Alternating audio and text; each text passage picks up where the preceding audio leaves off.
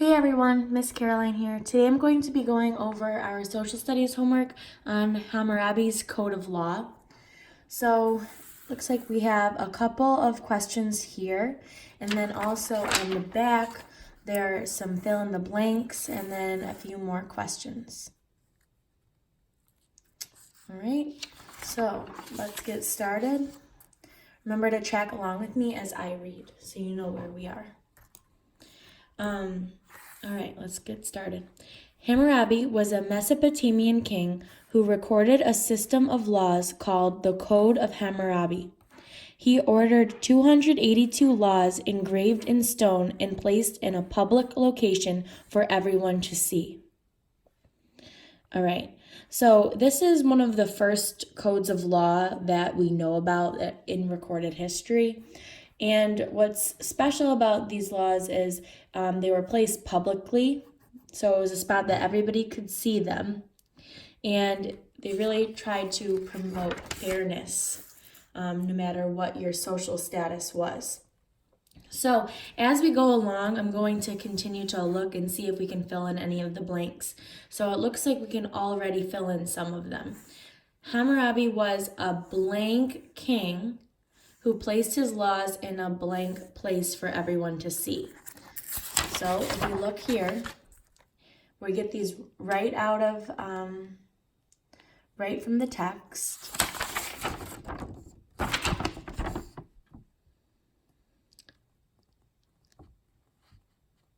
So here it actually calls him a Mesopotamian king. And to be more specific than that, the city-state that he was king of was Babylon. So he was a Babylonian king. We're actually going to find that out up here. Hammurabi reigned from 1795 to 1750 BCE in Babylon. So that is a little tiny bit tricky because here it says Mesopotamian, but the blank starts with a B. So we know it's going to be a Babylonian king. And his set of laws were placed in a public location for everyone to see.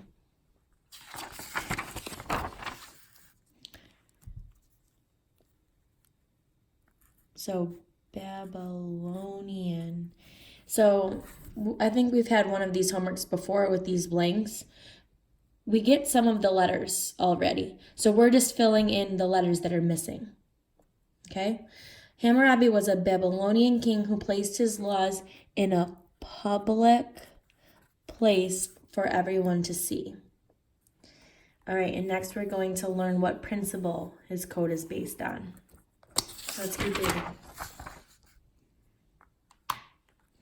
Hammurabi's code prescribed specific punishments for citizens who broke the law. One law said, if a man put out the eye of another man, his eye shall be put out. Later, historians summarized the Hammurabi's code with this phrase, an eye for an eye, a tooth for a tooth. This means that whoever commits an injury should be punished in the same manner as that injury. So if you do something mean to someone else, then they're going to be able to do that same thing back to you. So the goal was that nobody would do mean things because they know that if they, whatever they do to someone, that person is going to be able to do the same thing back to them as their punishment. So Hammurabi's code is based on the principle, an eye for an eye, a tooth for a tooth. So an eye for an eye, a tooth for a tooth. This means that a punishment would often be equal to the crime.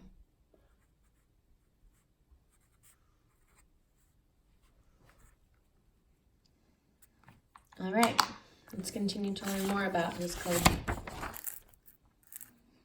So, and I got that answer right from here. An eye for an eye, a tooth for a tooth. All right. Hammurabi's code included what we today call both criminal and civil law. both criminal and civil law. Criminal law consists of rules that define conduct, like how you should behave, what you should do. One law said, if a son strikes his father, his hands shall be hewn off. So that means like cut off. Civil law settles disputes among individuals. Hammurabi's code states, if a man builds a house badly and it falls and kills the owner, the builder is to be killed. If the owner's son was killed, then the builder's son is to be killed. So they definitely had very strict laws, and laws that we would probably think are extreme today. This is saying that if, say I build a house for somebody, and then the house falls in and kills their child, then that means that my child is sacrificed and killed. So that's pretty crazy. All right, let's look. So we learned that Hammurabi's code covers civil law and criminal law. So for our blanks here, Hammurabi's code covered both criminal and civil law. And while punishments were harsh by today's standard, an odd exception did exist. So we're going to find out what that odd exception to this rule is, or was, rather. Okay. So right down here. One exception existed to the principle of an eye for an eye. It demonstrated that Hammurabi believed that the gods had power over people and events. An accused person could jump into the Euphrates River. If he sinks in the river, his accuser shall take possession of his house. So, if I said, this person over here punched me or whatever, then, and they were saying, no, I didn't, that person could jump into the Euphrates River. And if they sink, so if they drown, then I get to take their house. But if the river proves that the accused is not guilty and he escapes unhurt, then he who had brought the accusation shall be put to death, while he who leaped into the river shall take possession of the house that had belonged to his accuser. We can surmise from this law that not many people at that time were able to swim. So say I accused Miss Reese of something, and so then she jumps into the Euphrates River. If she drowns, then that means that I was right and she did do the bad thing. So she died, and then I get to take her house. But if she jumps into the river and she is able to get out unhurt, if she's able to swim, then that means I am put to death. So I'm killed, and Miss Reese gets to take my house. So based on this, based on the fact that to determine whether or not somebody was innocent or guilty, they were thrown into the river, we know that not many people must have been able to swim back then. They thought that if you were able to swim, that like the gods were helping you, that the gods had power over people and events. So maybe a god was helping you if you were able to jump into the river and still get out alive. Okay. So, Hammurabi's code states that an accused person could prove his innocence, prove that he didn't do it, by jumping into the Euphrates River. If the accused person survived the ordeal, the person who made the accusation would face punishment. Okay. Let's move on to the next section. So that's right here, the Euphrates River. And that's where we got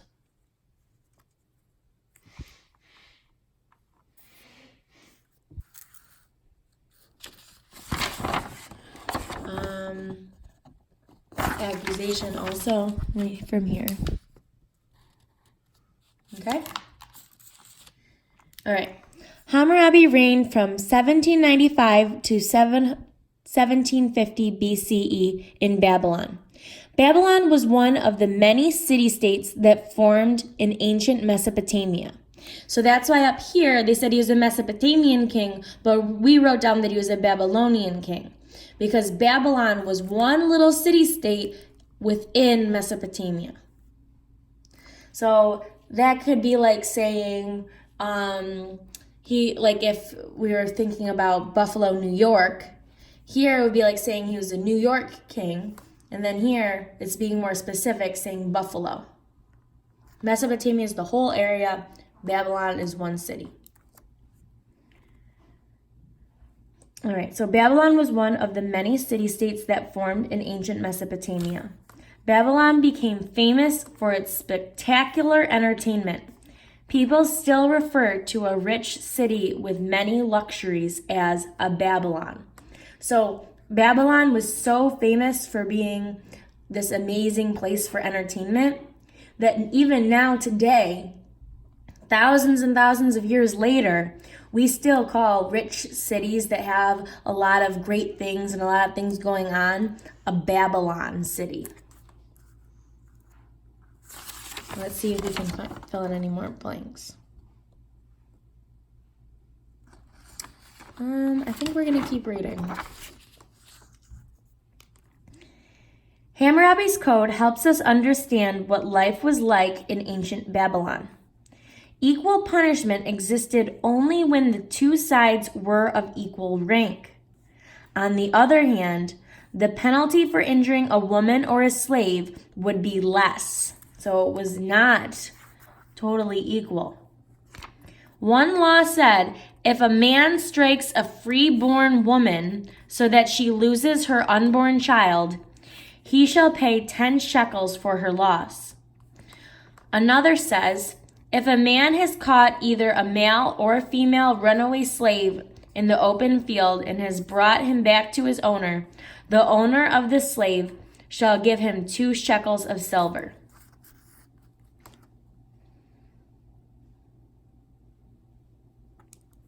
So women and slaves were not treated equally, and if you hurt a woman or you hurt a slave back then, you didn't get in as much trouble as if you hurt a free man.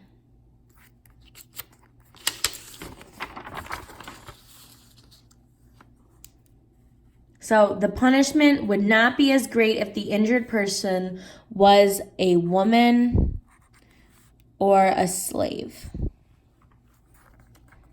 And so just as a side note, when we read our Harriet Tubman story, we talked about how slavery didn't just happen in America or during that time period. Slavery has been happening for thousands and thousands and thousands of years.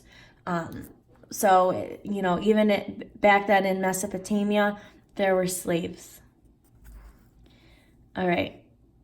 So, and that we got it right from here. The penalty for injuring a woman or a slave would be less. All right. And our last paragraph. Hammurabi's code is the earliest form of law that we are able to read and study because in 1901, a French expedition to Mesopotamia uncovered a copy of the Babylonian king's laws. The stone pillar where Hammurabi had his laws engraved is on display at the Louvre, a museum in Paris, France. So if you go to Paris, you can see the original stone that Hammurabi's laws were carved into.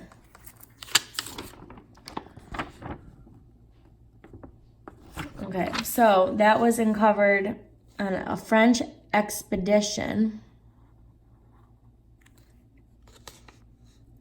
And they're in a stone pillar. There's a picture right here where Hammurabi had his laws engraved. So, and it's on display in Paris, France. And the Louvre Museum. Okay? So let's fill in these last blanks here. We know about Hammurabi's code because a French expedition uncovered the stone pillar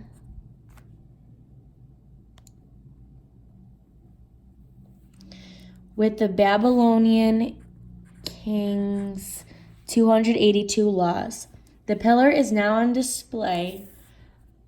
The Louvre, a museum in Paris, France. Okay. So now that we filled out our blanks, we can take a look at these questions. So this one, you don't need to write anything. This one, where it says, draw a pictographic sentence that describes a phrase often associated with Hammurabi. So all you're going to do is you're going to draw a picture that represents this eye for an eye, tooth for a tooth. So you can just draw a little picture of an eyeball, and equals an eye for an eye.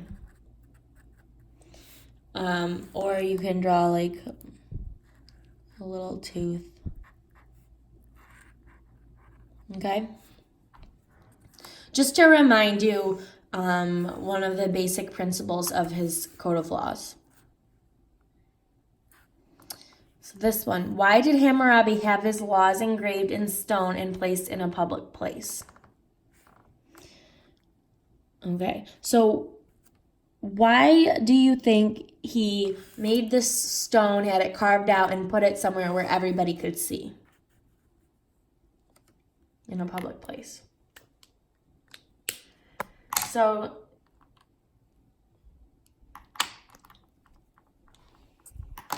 to start this one out, why did Hammurabi have his laws engraved in stone and placed in a public place? We're going to say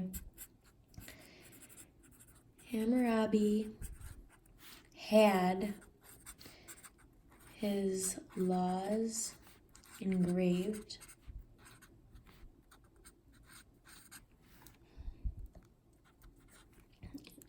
in stone and placed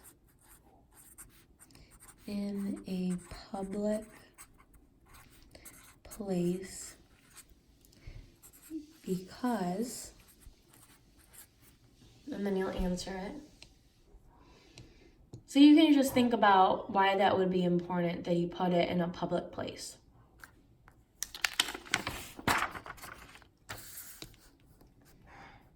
All right, number 3.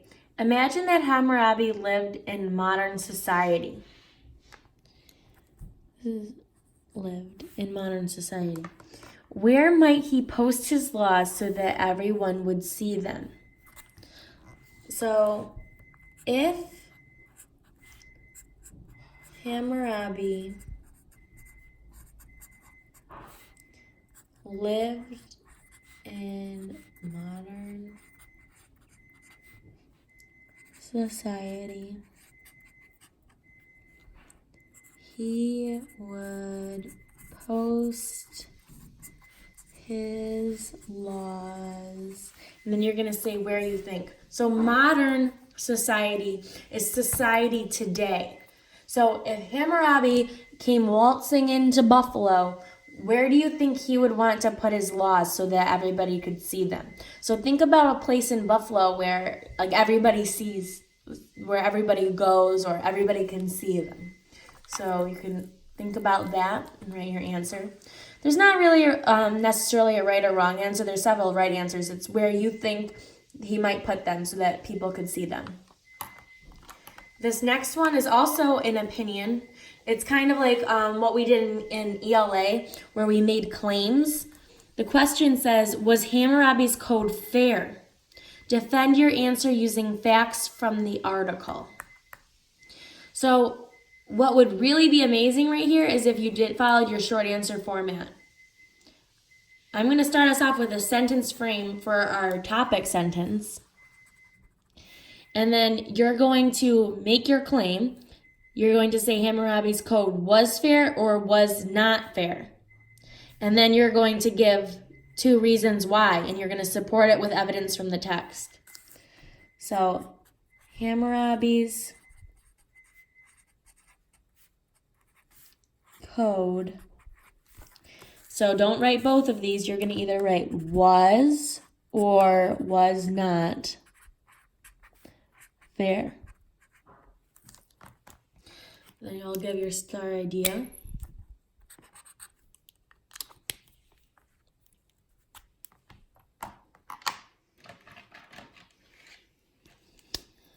One reason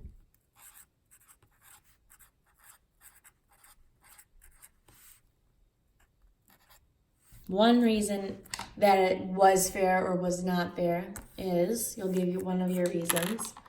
Then you'll do your according to the text.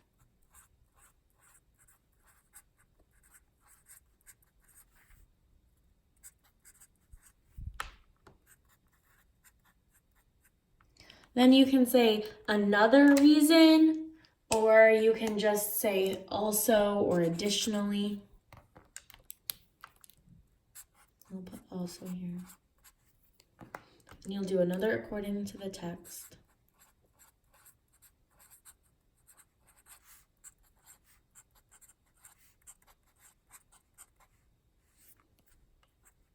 And do quotes.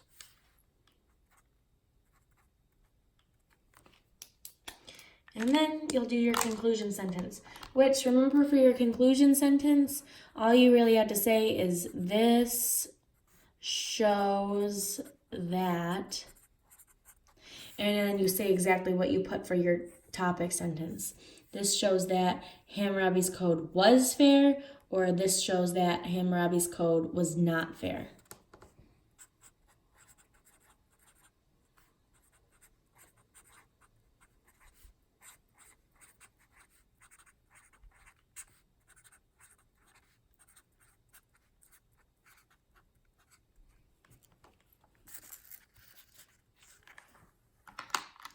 Alrighty, and our last question. Why do we know more about Hammurabi's code than other early forms of law? So for that one, we can get right from this last paragraph here. All right, right in here is where we learned about that. Just so you can think about it, I'm going to read this last bit one more time. Hammurabi's code is the earliest form of law that we are able to read and study because in 1901, a French expedition to Mesopotamia uncovered a copy of the Babylonian king's laws. Okay, so right in here, this first chunk is where you'll get your answer.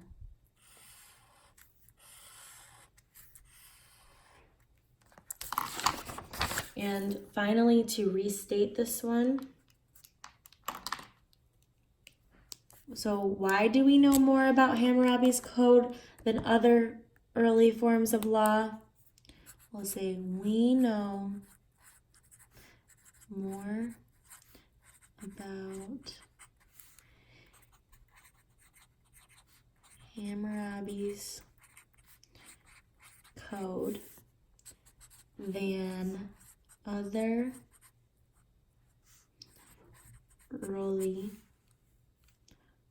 forms of law because, and you'll see why.